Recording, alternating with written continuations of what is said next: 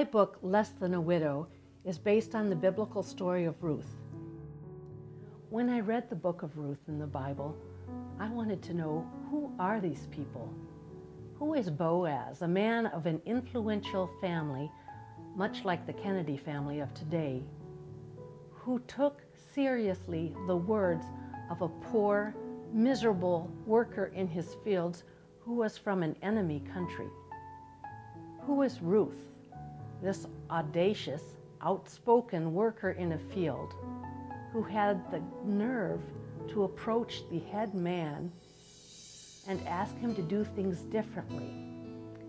The title, Less Than a Widow, is a good clue to the situation Ruth was in. She was a widow, and the word for widow in Arabic means one with no voice.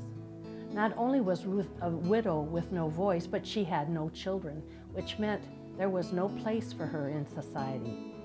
She was breathing someone else's air, eating someone else's food. Her culture thought it would be better if she did not exist. The Declaration of Independence begins, "We the people." And I can come to the courthouse any time and demand my rights as one of the people. But Ruth didn't have that protection. The sundial makes me think about time. Less Than a Widow is a story that takes place over 3,000 years ago, yet we're all in the same river of life as they were then. We are all people, and we're all in the river.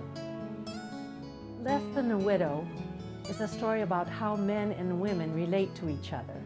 It's also a story about women's empowerment, but not in a hard-driving feminist way. Instead, it's a story of how men and women, although very different from each other, share life and work together. It's about respect and support. The story of Ruth and Boaz is ancient history that happened 3,000 years ago. But we're dealing with many of the same issues today. My book begs the question, what kind of worth do we afford each other?